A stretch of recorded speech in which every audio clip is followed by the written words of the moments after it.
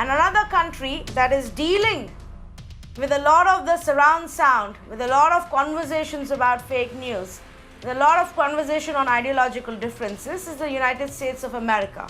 It becomes even crucial and critical for them at this point as they head into a big election.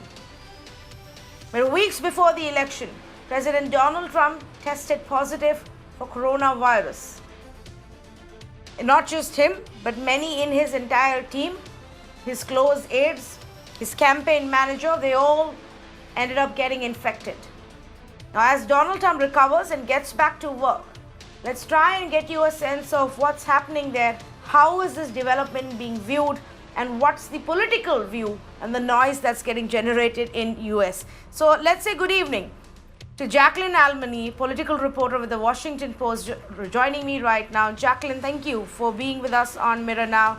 To begin with, we understand Donald Trump is back in White House, back at work. Has the COVID in any way hampered or impacted his campaign plans? The president's positive diagnosis of COVID-19 has essentially ground his campaign to a halt. This is obviously a highly contagious disease, and he can't be out on the road traveling, holding these massive rallies like he had planned to and like he has previously enjoyed in the past that has brought this president success. The president told reporters yesterday that he was planning on getting back out on the campaign trail, but again, he is still actively contagious, and it would be a serious hazard and liability and potentially a super spreading kind of situation if this president does head back out there.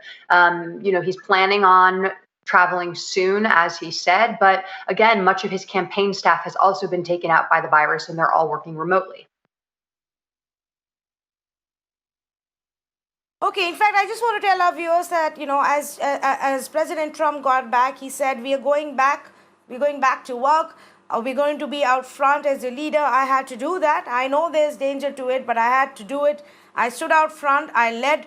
Nobody that's a leader would not do what I did. So there is a risk and there is a danger, but he's trying to portray it in a way that he's taken on the danger because he's a leader and that's what leaders do. Jacqueline, one question that's come up here is if the next round of the presidential debates are in any kind of danger, if there is going to be a reconsideration of the date or the format in the light of the COVID infection to the president. That's something that's still being hashed out between the debate commission and the two campaigns.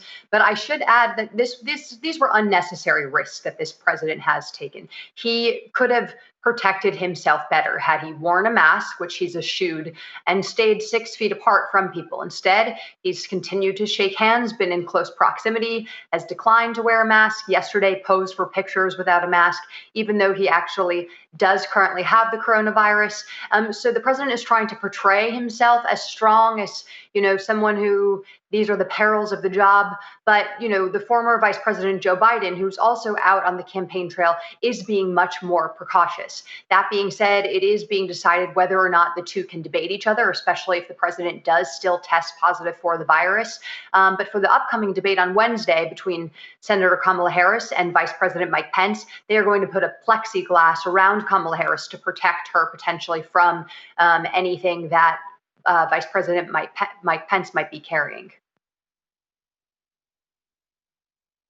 In fact, the point that you raised that, when he took out a rally yesterday, there was obviously a lot of criticism because he's not only out there without a mask, he's endangering, his own security team, his own Secret Service. But that's largely been the trend even before. And I understand that even from the first presidential debate, the host hit out at President Trump and his family, the family that was sitting there without wearing a mask. Is there any kind of then possible rethink by the Trump team that maybe they need to now show a more careful picture, or are they going to continue the way they have all this while?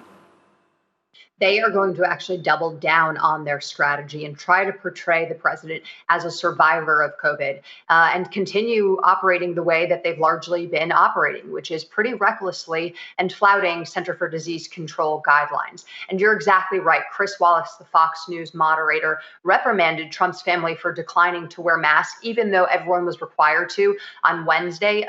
It's possible that they're going to enforce that mask mandate in the debate premises a little bit more stringently. But I don't see the campaign changing course on this, despite pressure even from Republican senators on the Hill who are, worried that this is going to make the Republican Party look like the party of stupid.